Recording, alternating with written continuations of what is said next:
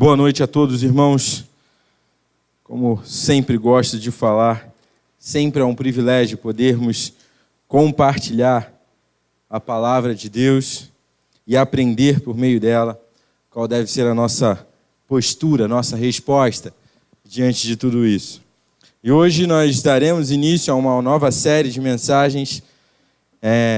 Estarei pregando em 1 Tessalonicenses, e eu peço que os irmãos já deixem as Bíblias de vocês abertas no capítulo 1. Pensando um pouco sobre a carta de Paulo à igreja de Tessalônica, nós vemos que é uma igreja que Paulo tem um carinho muito grande. Esses homens aqui, a quem foi endereçada essa carta, eram pessoas que não tinham contato com o Evangelho, por mais que parte dessa igreja fosse de judeus, que se converteram ao Evangelho. Eram homens e mulheres de muita proeminência na sociedade, pessoas de vida, vamos dizer assim. E esses crentes, quando ouviram a mensagem do Evangelho, foram convencidos pelo Espírito Santo de Deus que eles eram pecadores. E então tomaram a decisão de obedecer a esse Deus grandioso que salvou eles por meio de Cristo Jesus. Então, nessa noite, a gente vai pensar um pouco a respeito disso, a respeito de uma fé viva. E quando eu penso assim nesse tema, quando eu estava pensando sobre esse tema, me veio à cabeça que muitas pessoas podem olhar para esse tema e às vezes espiritualizar ele demais, achando que uma fé viva é uma fé, aquela fé do fogo, de ver as coisas acontecerem, e é uma fé que é superficial e não profunda. E quando a gente olha para aquilo que Paulo vai falar a esses crentes, essa fé viva, apresentada por eles, é justamente oposta a isso.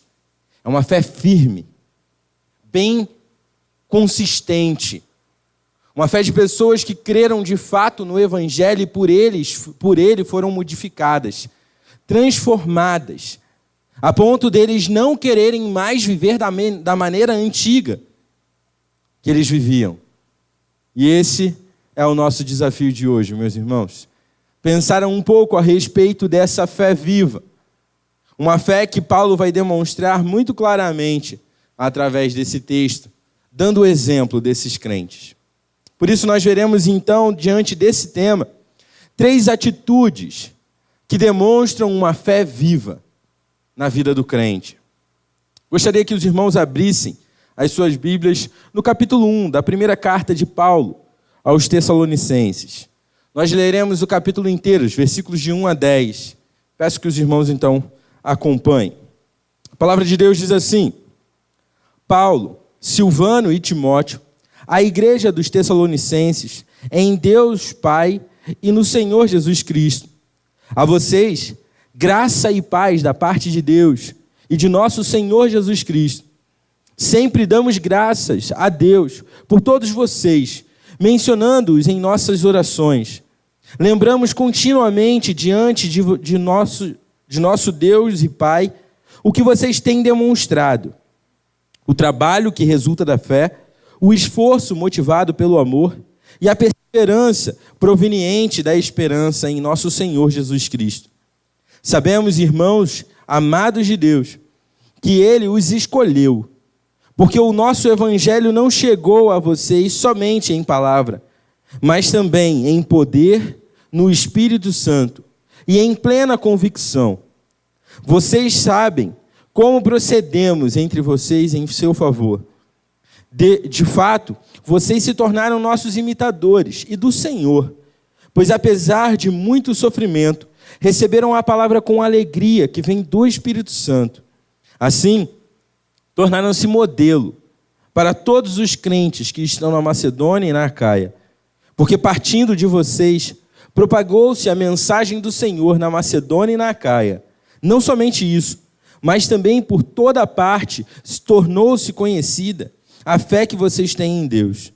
O resultado é que não temos necessidade de dizer mais nada sobre isso, pois eles mesmos relatam relatam de que maneira vocês nos receberam e como se voltaram para Deus, deixando os ídolos a fim de servir o Deus vivo e verdadeiro e esperar dos céus seu Filho, a quem ressuscitou dos mortos, Jesus, que nos livra da ira que há de vir. Amém? Vamos orar? Senhor Deus nosso Pai, esta é a Tua palavra. E a nossa oração nesse momento é para que o Senhor, através dela, confronte os nossos corações com a Sua realidade, Pai. Que a gente possa fazer uma avaliação diante desse estudo e encontrarmos em nós uma fé realmente viva, Pai. Uma fé que provém do Senhor, que é fruto da obra de Cristo Jesus, mediante a ação provedora do Espírito Santo em nos confrontar com quem somos e quem o Senhor é. Nos ajuda, Pai, a evidenciarmos essa fé viva na nossa própria vida, no nosso dia a dia. Nos ajuda a compreender isso através da Tua palavra, Pai. Essa é a oração que nós te fazemos. E oramos assim agradecidos em nome de Jesus. Amém. Bom, meus irmãos, como os irmãos podem perceber, a carta de Paulo aos Tessalonicenses começa de maneira muito comum as cartas escritas por Paulo. Paulo geralmente ele inicia sua carta saudando aquelas pessoas, se apresentando novamente. E aqui é interessante notar que Paulo ele já menciona 3 pessoas que estão direcionando essa carta para a igreja de Tessalonicenses. A primeira é ele mesmo, Paulo, o apóstolo de Cristo Jesus. A segunda pessoa é Silvano, que é também conhecido por Silas. E a terceira é Timóteo. Esses 3 homens, ministros do Evangelho, estavam enviando essa carta e eles vão explicar o motivo desse envio. Mas, tendo falado dessa maneira, no versículo 1, dando a sua apresentação, a sua carta de visita, e anunciando também eles, desejando a cada um deles a graça de Deus e a paz de Cristo Jesus, para que eles experimentassem isso em suas vidas. Logo após isso, Paulo começa no versículo 2 a falar sobre essa fé viva, vista na vida desses tessalonicenses, crentes comuns como eu e você, irmãos. Pessoas que foram alcançadas pelo Evangelho de Cristo Jesus e que, portanto, agora são transformados por esse Evangelho para viverem de uma maneira diferente. E no versículo 2, então, depois de fazer a sua apresentação, essa saudação comum, ele começa a expressar a Deus essa gratidão. Meus irmãos, eu sou grato à vida de vocês. Sou grato porque vocês perceberam, entenderam e praticam aquilo que o Evangelho diz. É motivo de louvor ao nosso Deus.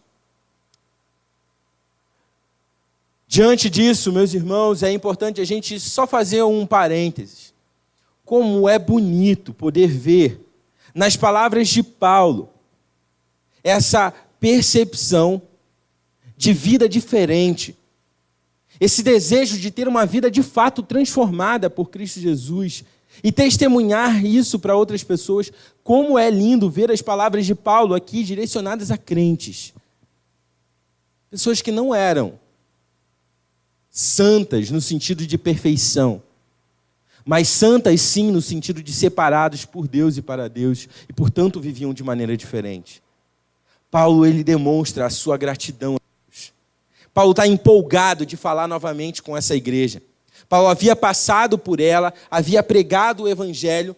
Posteriormente, ele precisou se ausentar dali porque começou uma perseguição muito forte e os irmãos de Tessalonicenses pediram para Paulo continuar o percurso dele, e ele continuou. Mas agora Paulo, ele, ouvindo notícias dessa igreja, dessa fé viva, ele louva a Deus.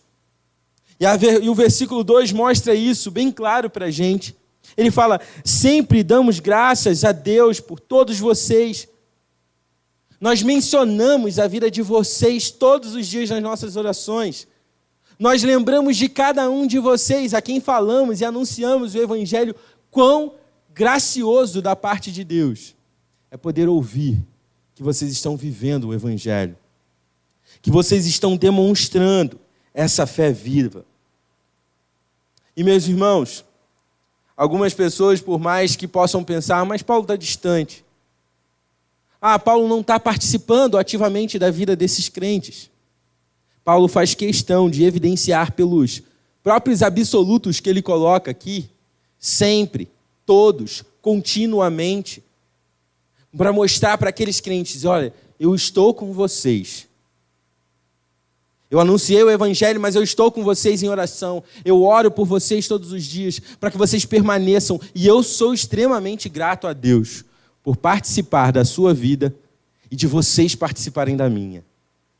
Paulo estava sofrendo uma grande perseguição nesse momento em que ele escreve a carta de Tessalonicenses. Possivelmente ele estava em Corinto agora. Mas ele precisou ir para Corinto porque ele estava sendo perseguido. E estava sendo mal falado. Imagina para esse homem que diante dessa perseguição, ele pode parar assim e falar: Deus, muito obrigado, porque aqueles crentes lá que o Senhor salvou, através da nossa vida, estão demonstrando essa fé viva. Como é bom poder ver isso. Diante disso, então, meus irmãos, Paulo ele vai começar no versículo 3 a falar sobre algumas atitudes encontradas na vida desses crentes de Tessalonicenses, de Tessalônica. Atitudes muito visíveis e que testemunhavam a respeito de Cristo Jesus para as outras pessoas também. E no versículo 3 ele fala assim: sempre damos graças a Deus irmãos. Versículo 3. Lembramos continuamente diante de nosso Deus e Pai o que vocês têm demonstrado. E ele vai falar: o que vocês têm demonstrado? Por que eu estou tão empolgado em escrever essa carta? Eu quero que vocês saibam, Tessalonicenses, que eu ouvi de vocês, a respeito da vida de vocês, que vocês têm demonstrado uma fé operante, um amor diligente, dedicado, e uma esperança perseverante, inabalável. Eu ouvi que vocês têm demonstrado isso na vida de vocês. E por isso, eu queria pensar um pouco com os irmãos. A primeira parte desse texto, da parte B do versículo 3, fala sobre a primeira atitude. E a primeira atitude que nós devemos demonstrar na nossa vida, evidenciando uma fé genuinamente viva, é uma fé que floresce em obras. Esses tessalonicenses, meus irmãos, demonstraram com suas vidas que eles tinham um desejo real de servir a Deus. Eles estavam vibrando, porque ouviram do Evangelho, porque foi anunciado a eles uma graça salvadora através de um Cristo Redentor, que perdoava pecados, e que fazia com que eles agora fossem reconciliados com o Deus Criador. Eles estavam vibrando por essa mensagem. Eles entenderam de fato e buscaram, através dessa crença que foi gerada na vida deles, através da ação de Deus, buscaram praticar, pôr em prática. Meus irmãos, percebam que Paulo não está falando aqui que praticar boas obras significa ter fé. Paulo não está falando isso. O que Paulo está falando é que uma fé operante é uma fé que frutifica em obras. Nossa fé precisa ser exercida. Ela precisa ser evidenciada. Ela precisa frutificar. Meus irmãos, não tem como uma fé genuína, não podemos nos aceitar que uma fé salvadora que nos apresenta nosso real estado de pecadores, de afastados de Deus, que agora reconcilia por meio de Cristo Jesus, nós não podemos admitir que uma fé que anuncia algo tão glorioso fique simplesmente no nosso intelecto. que seja simplesmente um conhecimento que eu tenho. Como uma matéria do ensino médio que você ouviu e aprendeu, mas que nunca você vai usar na sua vida. Sabe quando a gente está na escola, que a gente aprende determinadas matérias e você fala assim, cara, para que eu vou aprender isso? Eu nunca vou usar. Nunca vou usar. Química orgânica, eu nunca vou usar isso na minha vida. A gente pensa outras coisas. Não pode ser assim com o Evangelho. Não pode. Não é um conhecimento que eu assimilo e guardo no fundo do meu coração e penso, nunca vou usar isso. Não, precisa ser algo prático, precisa ser transformado em obras. Paulo não está falando aqui também de um ativismo religioso. Ele não está falando de você estar na igreja, mas ele está falando de você ser igreja. Ele está falando aqui de pessoas que entendem o que o Evangelho representa, o que ele garantiu para nós, e percebendo isso, entendendo isso, pratica todos os dias. Em qualquer lugar que esteja. O pastor estava falando agora há pouco sobre a questão da adoração. E nós não adoramos simplesmente quando a música toca. Nós não praticamos a nossa fé simplesmente quando estamos na igreja. Vai muito além disso, meus irmãos. Muito além disso. Olha como Paulo vai complementar essa ideia, dando um testemunho a respeito dos Tessalonicenses, então. Versículo 5, quem puder acompanhar, tem o versículo aí, Filipinho. O versículo 5 diz assim, porque o nosso evangelho não chegou a vocês apenas em palavra, mas também em poder, no Espírito Santo e em plena convicção. Meus irmãos, esse evangelho anunciado por Paulo a eles, não é um evangelho que fica apenas num ambiente intelectual. É algo muito diferente disso e muito mais profundo do que isso. É um evangelho que é manifestado pelo poder e a ação direta do Espírito Santo, que agora, habitando na vida do crente, dirige, direciona as nossas vidas. Eu não coloquei os textos aí para a gente não... porque a gente não tem tanto tempo para lê-los. Mas se você quiser anotar aí na sua Bíblia ou no seu caderninho de anotação, textos como Gálatas 5, 22 e 23 falam para a gente a respeito desse controle do Espírito, frutos do Espírito. E ali Paulo vai dar uma série de atitudes que devem ser demonstradas, evidenciadas na vida do crente, porque agora habita ali, na vida dele, o Espírito Santo de Deus. O crente precisa. 1 Coríntios, capítulo 12, versículos de 4 a 11, e Romanos 12, versículos de 6 a 8, Paulo vai falar sobre dons espirituais esses que são administrados diretamente pelo Espírito Santo de Deus, que capacita a cada um conforme a vontade soberana de Deus, para suprir a necessidade do corpo e edificar os irmãos. Pessoas guiadas pelo Espírito Santo. Então a palavra de Deus não chegou apenas em palavra. Não apenas eles ouviram. Não foi como se eles estivessem ouvindo qualquer filósofo falando naquele período ali. Era comum isso nas praças, terem filósofos discutindo a respeito disso. Não se tratava de um discurso humano. Se tratava do Evangelho de Deus, que anuncia a salvação por meio de Cristo Jesus, o Filho de Deus, o próprio Deus, que se entregou no lugar de pecadores. E aqueles que creem se tornam habitação de Deus. E aqueles que creem são guiados agora por uma nova mentalidade que é colocada sobre a vida deles para viverem conforme a vontade de Cristo Jesus. Então esse evangelho, meus irmãos, é algo muito profundo. Não é algo simplesmente que fica nas nossas cabeças apenas.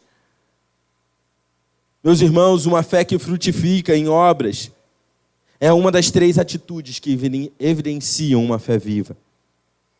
O apóstolo Paulo está dizendo O que o apóstolo Paulo está dizendo é que quando compreendemos o Evangelho, nós somos capacitados por Deus a frutificar no nosso dia a dia. Tiago, capítulo 2, versículos 14 a 26, Tiago vai falar sobre isso. Encerrando no versículo 26, ele vai dizer: uma fé sem obras é uma fé morta. Ou seja, Tiago está dizendo que obras garantem salvação de maneira nenhuma. Ele está juntamente com Paulo falando a mesma coisa. Se existe fé, precisa frutificar. Precisa frutificar em boas obras. Paulo está falando aqui de obras que têm um propósito de apontar para o nosso Deus, não para nós mesmos. Essa fé que gera obras, que frutifica em obras, não tem o objetivo de apontar para mim e falar assim: olha, está vendo como eu sou muito bom? Olha, está vendo como eu faço um monte de coisa na igreja? Está vendo como eu contribuo para o Evangelho? Não. É uma obra que aponta para Deus. Eu não busco aplauso, eu não quero reconhecimento, eu quero que as pessoas vejam que aquilo que eu vivo e aquilo que eu prego tem o objetivo único e exclusivo de anunciar a glória de Deus. Isso é obras. Isso é uma obra que glorifica a Deus. Meus irmãos, essa deve ser a atitude de todos nós como crentes em Cristo Jesus. E por isso o primeiro desafio da gente diante desse exemplo que Paulo dá da igreja de Tessalonicenses, chamando a gente a uma atitude de uma fé que floresce em obras, a primeira coisa que nós precisamos pensar como atitude prática nas nossas vidas é que precisamos cultivar uma fé que produz resultados palpáveis, reais, que visam a glória de Deus, que anunciam propositalmente o Evangelho de Cristo Jesus. Obras que vão evidenciar para as pessoas que Deus deve ser glorificado. Foi Ele quem fez tudo. Ele merece toda a honra e toda a glória. Meus irmãos, precisamos nos esforçar para cultivar esse tipo de fé. Isso, de fato, é fé. Não é meramente uma crença. É algo real que eu pratico. Na continuidade, então, Paulo ele vai falar de uma outra atitude que devemos ter. Se a primeira fé, a primeira atitude é uma fé que floresce em obras, a segunda atitude que devemos apresentar no nosso dia a dia, para evidenciarmos e reconhecermos que estamos tendo uma fé viva, é um amor que produz um trabalho diligente, um amor que produz um trabalho dedicado, que se esforça para honrar a Deus. O apóstolo Paulo está falando de um amor que nos motiva a uma entrega completa a Deus, mesmo diante das circunstâncias mais difíceis. Apesar da palavra que a gente vê aqui na NVI, a NVI usa a palavra esforço, a Revista Atualizada traz uma outra palavra que vai nos ajudar a ter essa ideia completa do que seria esse esforço. A Revista Atualizada traz a palavra abnegação, um amor abnegado. E isso nos ajuda a entender um pouco melhor aquilo que o apóstolo Paulo pretendia ao falar isso para aqueles crentes. Pois o esforço e a abnegação, meus irmãos, são duas palavras que combinam muito bem. Pois uma fala de dedicação, uma fala de entrega, empenho, diligência. E a outra fala de um desprendimento, altruísmo, colocar a necessidade do outro em detrimento da sua. Paulo está falando aqui de um amor que se entrega por completo. Um amor que não mede esforços. Um amor que não fica se poupando. Quando a gente pensa em atletas de alto rendimento, não só do futebol, mas em qualquer esporte, nós vemos muito claramente isso acontecendo, de atletas que se lesionaram e quando voltam a competir novamente depois da recuperação da lesão, eles jogam meio que poupando, né? Meio que com medo ainda, o receio, a insegurança de fazer um esforço a mais e talvez se prejudicar. O que Paulo está falando aqui é o oposto.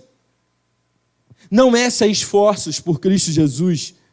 Não fique na sua cabeça calculando se vale a pena ou não servir a Deus em determinados momentos.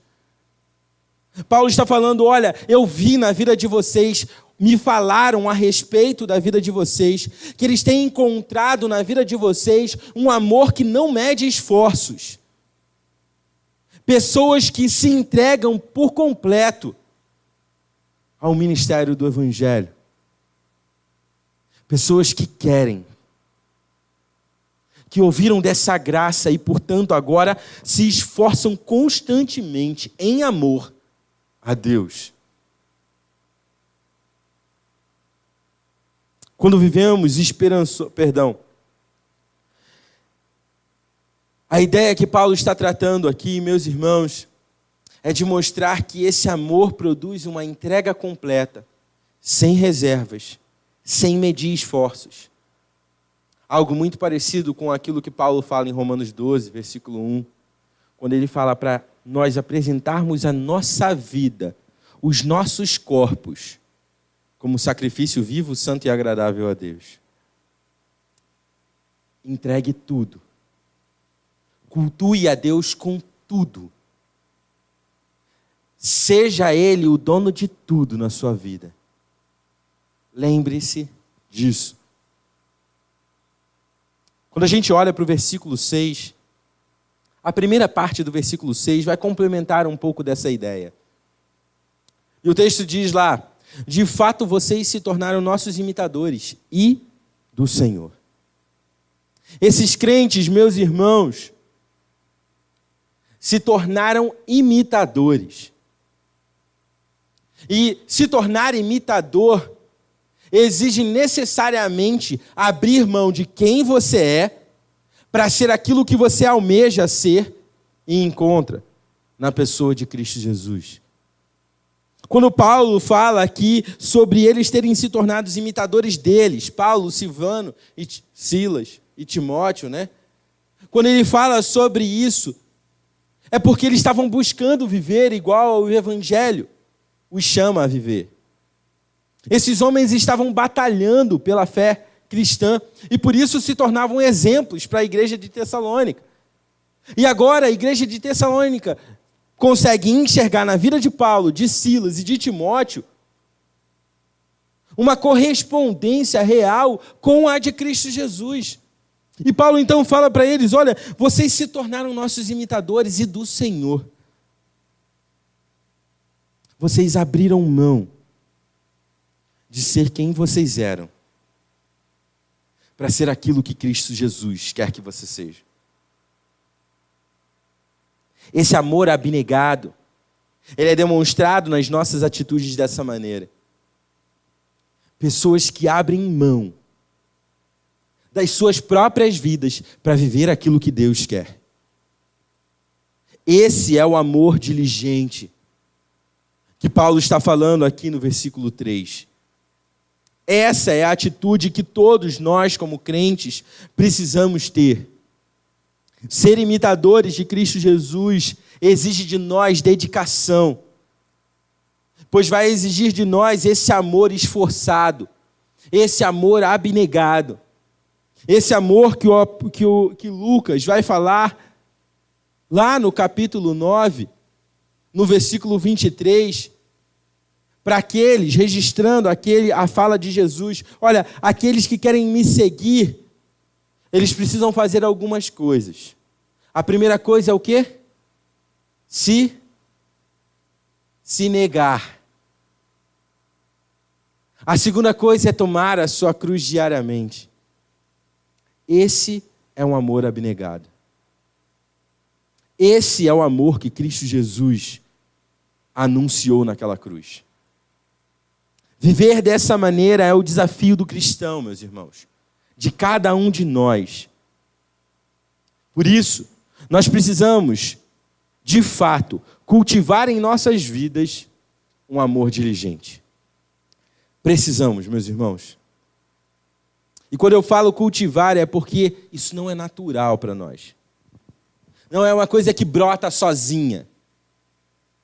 Não é esse amor que Paulo está falando aqui, que foi encontrado na vida desses crentes de Tessalônica. Não é uma coisa que surgiu, simplesmente apareceu na vida deles e agora se tornou tão natural que acontece.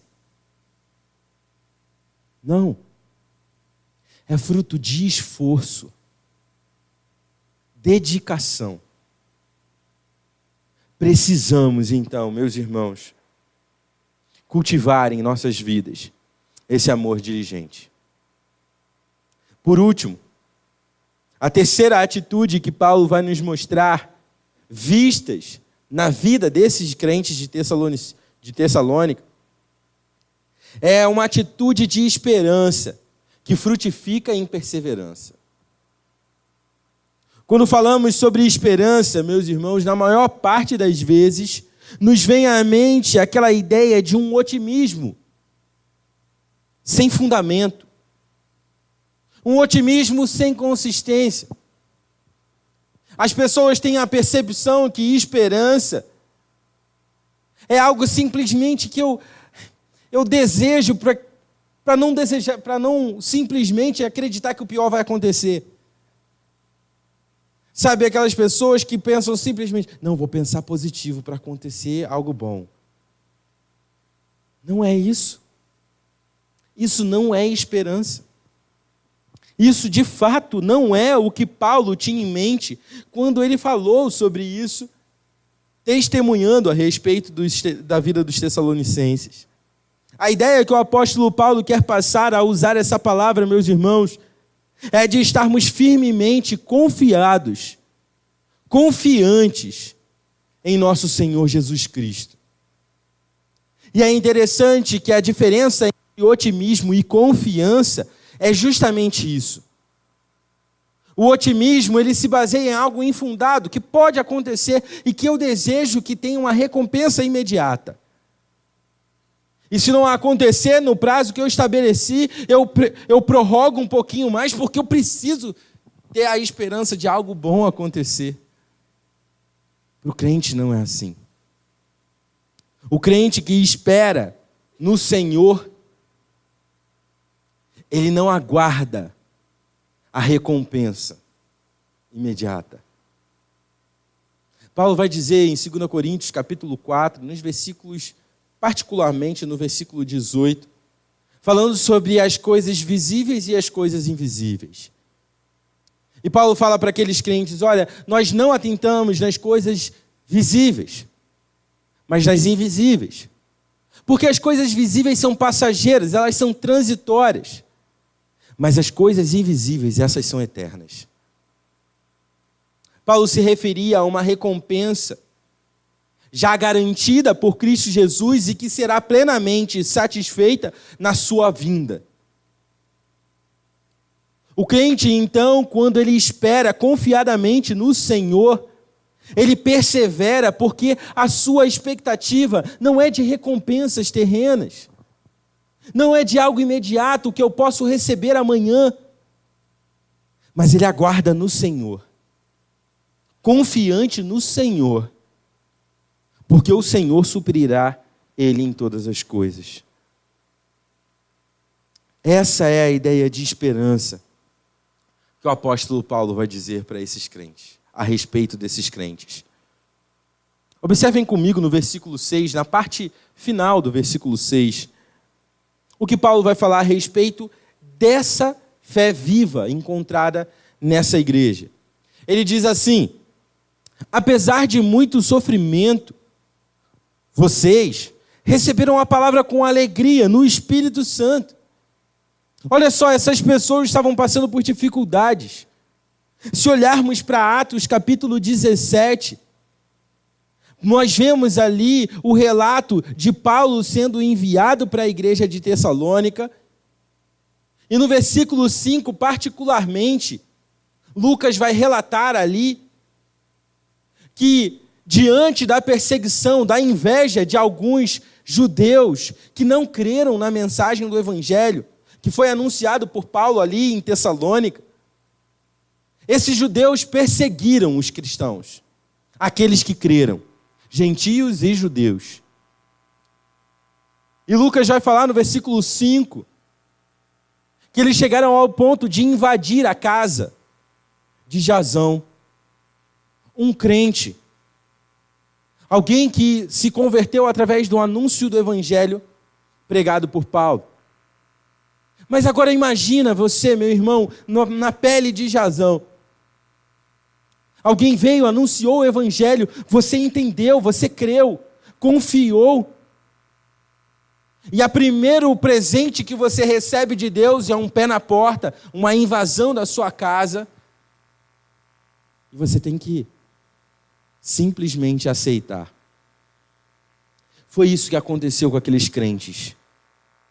E Paulo vai dizer a respeito deles: vocês têm demonstrado uma esperança perseverante, uma confiança no Senhor que não se limita a circunstâncias, que não se baseia em estar bom ou estar ruim, mas que aguarda ansiosamente a esperança reservada em Cristo Jesus. Viver nessa atitude, meus irmãos, ter essa atitude no nosso dia a dia, é essencial para a nossa vida como crentes. Uma fé viva, ela é demonstrada através dessa fé operante, desse amor diligente e dessa esperança perseverante. Porque isso é fruto daquilo que Deus fez em nossas vidas. A última aplicação que nós podemos então perceber através desse texto, irmãos, é que precisamos exercer essa esperança, que nos dá força para permanecermos firmes em meio ao fogo cruzado. Independente do que aconteça. Se amanhã as coisas vão acontecer do jeito que nós esperamos ou não, nós continuamos perseverantes no Senhor, porque aguardamos nele a nossa recompensa. Meus irmãos, como é maravilhoso o que Deus pode fazer através da vida daqueles que se dispõem a viver debaixo da sua vontade. Foi isso que aconteceu com esses crentes. E é por isso que Paulo está tão empolgado em escrever essa carta. É por isso que Paulo está vibrante em falar com esses crentes. Porque eles ouviram o Evangelho e eles viveram o Evangelho. Através dessa fé operante, desse amor diligente e dessa esperança perseverante, eles demonstraram o que é uma fé viva. Paulo encerra então, meus irmãos, o capítulo falando sobre os resultados gerados por essas atitudes. E dos versículos do versículo 8, lá no finalzinho do versículo 8, até o versículo 10, Paulo vai relatar o seguinte: o resultado é que não temos necessidade de dizer mais nada sobre isso, pois eles mesmos, ou seja, as pessoas que estão à volta, principalmente ali, Paulo tinha relacionado duas cidades específicas, né? Tanto na Macedônia quanto na Acaia. Todos eles têm falado a respeito do que vocês dizem de nós. E não somente isso, mas também eles relataram como vocês voltaram-se para o Deus verdadeiro e vivo, abandonando todas as suas práticas idólatras anteriores. E diante disso, esperam ansiosamente do céu vir aquele que salvou as suas vidas. A volta de Cristo Jesus era algo que eles ansiavam e por isso praticavam todos os dias. Era uma batalha para eles. E eles estavam vencendo essas batalhas na dependência de Cristo Jesus. Meus irmãos, tudo isso só é possível porque Deus, através da obra de Cristo Jesus, mediante ao convencimento do seu Santo Espírito, fez eles enxergarem quem eles eram e quem Deus era. Versículo 4, Paulo fala sobre essa soberana eleição desses crentes. Pessoas escolhidas por Deus para viverem uma fé viva. Para apresentarem às pessoas por meio não apenas do seu testemunho, mas Paulo fala aqui também, eles anunciavam o Evangelho. Intencionalmente, eles saíam de suas casas e pregavam esse Evangelho. E as pessoas viam na vida deles que eles exerciam uma fé viva. Uma fé viva, meus irmãos, só é possível para aqueles que estão vivos em Cristo Jesus. Que a gente possa, diante desse desafio, batalhar para praticar essa fé viva. Uma fé viva que é demonstrada por uma fé,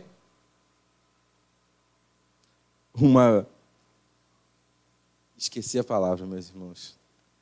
Uma fé operante, um amor diligente e uma esperança perseverante.